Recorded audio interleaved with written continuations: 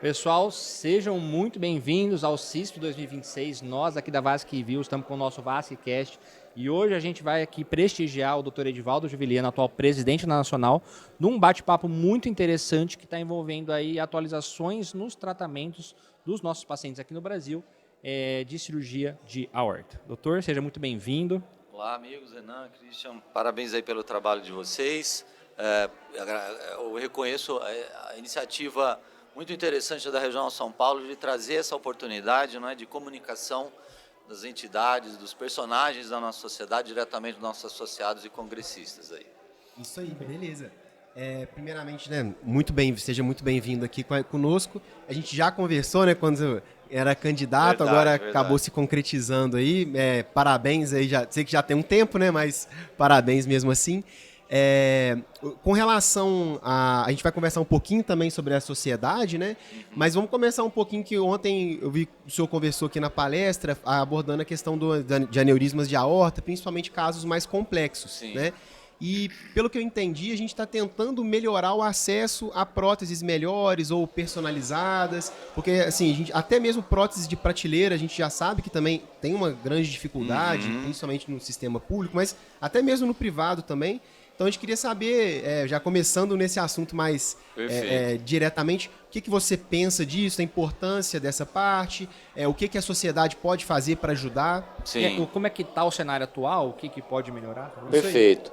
Bom, a gente tem observado já há um bom tempo, né, uma mudança no paradigma das indicações dos tratamentos dos pacientes com doenças de aorta. A gente no Brasil, desde 2004, a gente tem isso muito bem sedimentado para os casos regulares, que a gente fala standard, né? Sim. O tratamento do aneurisma de aorta abdominal, aneurisma de aorta torácico. Mas a gente tem um gap importante, né? Um hiato de discussão e de possibilidade de tratamento no Brasil, que são dos casos complexos, que representam quase 20% dos casos de aneurisma de aorta. E a gente sempre olhou isso com preocupação. Eu trabalho essencialmente no serviço público, às vezes no serviço privado, mas existe uma dificuldade muito grande de oferecer essas melhores tecnologias à nossa população. E hoje os guidelines colocam, né, a gente viu as últimas publicações, aí, desde 2019 já colocou como técnicas prioritariamente preferenciais para os pacientes com doenças de aorta complexa, as técnicas endovasculares. Isso foi ratificado em 2022 e 2024, e agora no Guideline Europeu de 2026 coloca que a gente deve ofertar, sim, as técnicas endovasculares, essas mais complexas, como primeira linha de tratamento. E a gente entende que é obrigação da nossa sociedade, né, como uma entidade propositiva, em termos de condutas, né, em educação médica continuada e também nessa relação com as entidades governamentais, com as entidades do terceiro setor e da iniciativa privada, em oferecer o que é de padrão. Claro, sempre tendo em vista a análise de custo-efetividade, né, que isso é uma coisa fundamental para países como o nosso. Né, o financiamento no setor de saúde ele é um problema mundial. E a gente, aqui no Brasil especialmente, né, tem problemas sérios em relação a isso. Já o sistema nosso, principalmente público, ele é subfinanciado, mas a gente entende da nossa obrigação, né, de trabalharmos para que essas tecnologias cheguem à nossa população, também à nossa população mais carente, que representa mais de 70% dos pacientes que acessam os nossos sistemas de saúde. Né? Então, a sociedade tem trabalhado já num projeto bastante amplo, né, que a gente denominou o projeto Conitec, do aneurisma de aorta tóraco-abdominal, e isso não é só para o aneurisma de aorta tóraco-abdominal, é para o abdominal complexo, Sim. que na verdade é o mesmo tratamento, né, levando isso, essa demanda, de forma estruturada, organizada, com nível de evidência, análise de impacto, efetividade e de impacto orçamentário para o nosso país, né, que é isso que o Conitec, o Ministério da Saúde, exigem. E a gente está fazendo esse trabalho bastante intenso e profundo, né, para oferecer esses dados, esses números e fazer a solicitação da incorporação, isso definitivamente para o nosso sistema de saúde. Perfeito. Hoje, um paciente do SUS que tem um aneurisma justa-renal, um tóraco abdominal ali, vai precisar de uma fenestrada, uma ramificada. Hoje, como que as instituições conseguiriam adquirir esse tipo de material? Elas conseguem pelo SUS ou acaba sendo alguma parceria por fora? Como é que funciona hoje?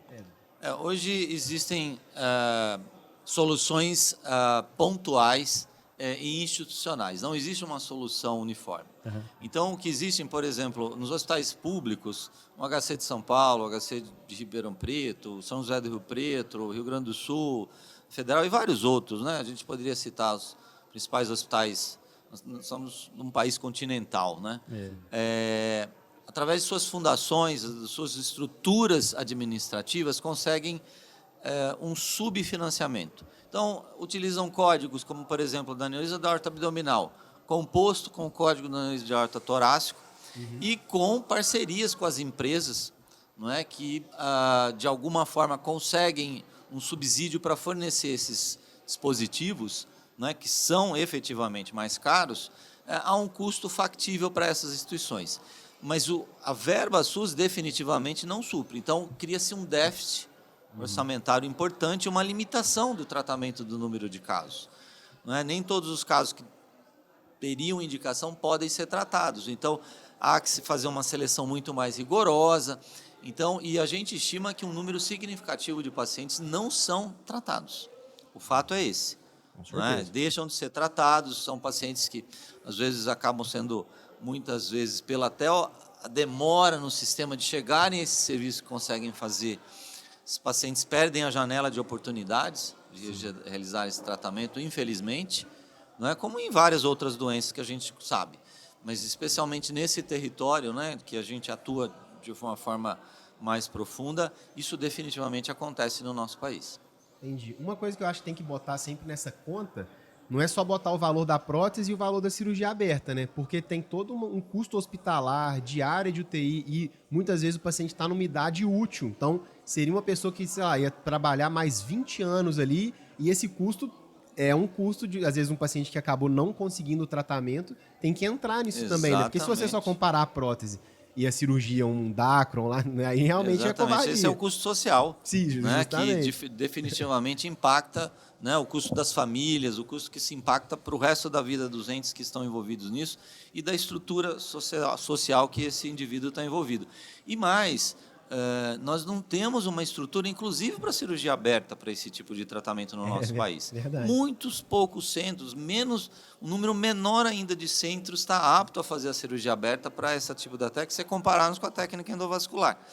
Então, assim, definitivamente são pacientes hoje no Brasil que não estão sendo tratados. A gente precisa e tem a responsabilidade de trabalhar, né, para a gente poder melhorar esse cenário. Você acha que... É porque nos Estados Unidos tem essa questão, né, dos serviços de referência. Então, alguns hospitais, alguns lugares credenciados que só podem fazer isso, geralmente tem já um processo de seleção, diagnóstico e conduta mais aprimorado. Você acha que isso poderia facilitar aqui para o nosso país? Se isso é viável, poderia ser feito? Por exemplo... Porque muitos dos serviços terciários, mesmo os regionais, têm cirurgiões vasculares e acabam atuando em muitas áreas, mas numa área tão específica, tão avançada quanto tóraco abdominal endovascular, acaba não tendo experiência. A gente sabe que a experiência é essencial para você ter um bom resultado nesses casos. Será que, de alguma forma, poderia desenvolver uma política credenciando alguns serviços para poder ser direcionados em vez de abrir, porque se abrir às vezes para todo mundo, pode às vezes ficar uma coisa um pouco mais bagunçada. Nós entendemos que esse é o único caminho, na verdade, para a gente atingir a excelência de resultados. O Sistema Único de Saúde ele já começou com isso, num passado não muito recente, sobre o financiamento apenas de alguns serviços para tratar. No começo, quando foi padronizada a técnica endovascular, era muito mais aberto, né? Cada 1 milhão de habitantes você tinha um centro, isso depois mudou para 3 milhões, depois eles voltaram um pouquinho atrás tentando fazer esse ajuste de demanda e número de serviços, e hoje é muito difícil se você tentar, inclusive, para credenciar para a técnica padrão. O que existe é algumas prefeituras, por exemplo, financiando, mas a nível federal esse credenciamento e a nível estaduais, ele é bastante complexo, não é simples de conseguir. E para o tórax abdominal isso com certeza será mais restrito. Isso vai depender do número de casos do serviço, essa é a proposta, né? O serviço para fazer o tórax abdominal, ele obrigatoriamente tem que ter um número grande dos estándares, não é? E isso, esse financiamento só vai poder acontecer se você tiver esses critérios mínimos, né? É claro, respeitando as regionalidades, porque você vai precisar ter centros em diferentes regiões do país, mas sem dúvida nenhuma e a experiência a nível nacional e mundial já mostrou. Quer dizer, os grandes centros que têm mais volume, você tem melhores resultados. E para procedimentos que envolvem alta complexidade, alto custo, deve ser assim, né? Você tem que ter serviços de referência. De próprio interesse da indústria, né? Porque Com certeza. A indústria não vai querer fornecer um material para uma técnica que pode acabar evoluindo com complicações que não estão relacionadas ao material. Exatamente, exatamente. Isso é importante ter esse feedback, esse controle de resultados, né? E sempre que tem esses materiais ou cirurgias na vanguarda, é sempre importante a sociedade vir para poder ter esse amparo, porque senão o convênio nunca vai autorizar, porque de onde você tirou isso daí? Não, peraí, já tem um guideline, a nossa sociedade nacional está endossando isso daqui, então, para reforçar, porque senão o negócio não anda, né? Você falou algo muito importante, que é a questão do convênio, né? Eu falei basicamente do setor público, mas o que está acontecendo no setor privado, isso já acontece de uma forma muito natural no setor privado em outros países, é a identificação por parte das operadoras e dos pagadores dos melhores centros, né, daqueles que vão ser referenciados para fazer aquele tipo de tratamento. Então, essa centralização vai acontecer também no setor privado, eu não tenho dúvida, porque isso significa melhores resultados e redução de custo. Claro. Não é? Que é isso que se precisa dentro do sistema de saúde. Entendi. E ainda dentro dessa interface aí com a sociedade, a gente sabe que a SBACV está com um projeto de iniciar um clube de benefícios para os nossos associados, né? Assim como nós somos associados aí na sociedade. E esse é um projeto novo, né? E acredito que para atrair os associados, novas pessoas para entrarem na sociedade, entenderem a importância da sociedade. Eu queria que você explicasse um pouquinho qual que é a ideia por trás desse projeto. E aí, ao final, já aproveito, já avisando um spoiler, que nós estaremos contribuindo no Clube de Benefícios também, a equipe aqui da Vasque Review. Perfeito. A sociedade está passando por um profundo ajuste administrativo, né, de modernização de todos os seus processos. Vocês podem notar, todos os nossos associados, a facilidade que vocês têm hoje, por exemplo, de fazer o seu pagamento, de ter acesso e comunicação com a sociedade através de todos os nossos canais. Nós estamos modernizando todo o nosso site. E uma das modernizações importantes, que um dos carros-chefes também, além dos cursos de educação continuada, a gente vai ter a plataforma Saber Vascular, é o Clube de Benefícios. Não é? Porque nós somos uma associação, e por que não tornarmos isso de uma forma ampla e restrita para os nossos associados? Então lá, assim, você já deu um spoiler, nós teremos disponibilidade de cursos, de preparatórios, de educação continuada ou de preparação para provas, o associado assim o desejar fazer. Teremos lá para prontuários médicos, né, acesso a programas aí com descontos significativos para que o associado tenha no seu consultório um prontuário médico informatizado.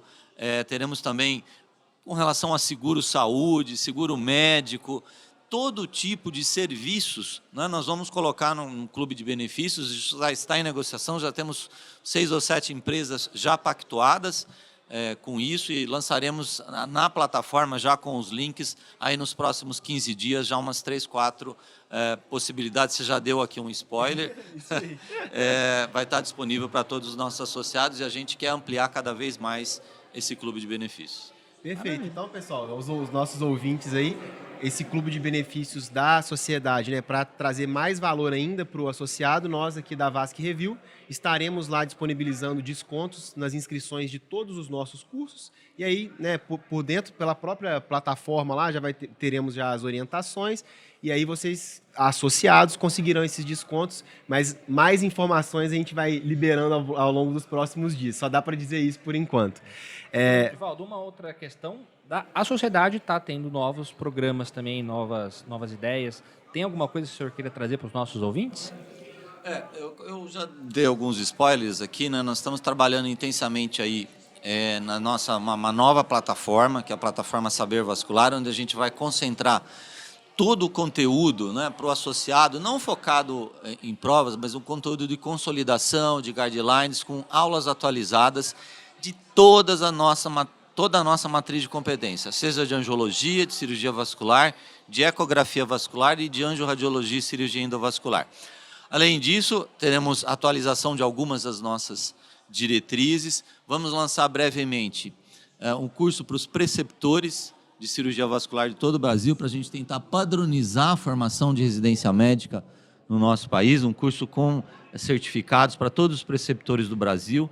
Como vocês já noticiaram, nós tivemos o Fórum de Residência Médica, onde a gente conseguiu algumas coisas consensuais que na nossa formação, que é tentar unir a ecografia, cirurgia endovascular numa formação única, né? Nós estamos revendo ainda a área de acesso, que não há um consenso entre os nossos associados, né? Alguns preferem acesso direto, outros preferem ainda o acesso através da cirurgia geral. A gente vai trabalhar num programa único e a sermos deliberado posteriormente. Teremos cursos aí adiante, provavelmente em novembro, de fleboestética, gestão de consultórios, que nós vamos fazer o lançamento no segundo semestre.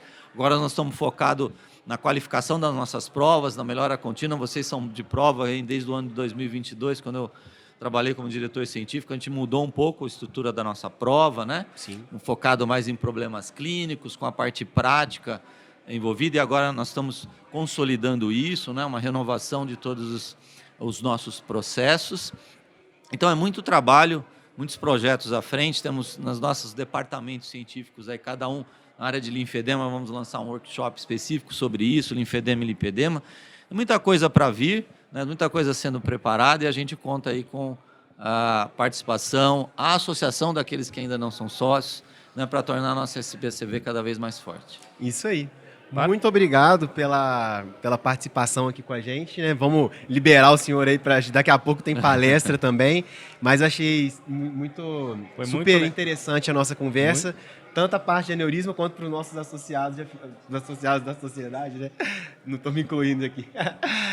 Para os associados entenderem os benefícios. Muito obrigado mais uma vez por estar aqui com a gente, doutor. E quem tiver interesse em todos esses conteúdos que o doutor Edivaldo passou, é só seguir as mídias da SBACV, entrar no site da SBACV, entrar em contato, que vai ser tudo disponibilizado aí. Grandes benefícios, grandes coisas positivas que vem vindo por aí. Doutor, muito obrigado por tudo. Obrigado, Renan. Obrigado, Christian. Parabéns aí pelo trabalho de vocês. A gente está sempre à disposição e vamos junto aí fortalecer a nossa sociedade. Perfeito. Show de bola. Maravilha. Tá bom, gente. Muito obrigado. Tá? Muito obrigado.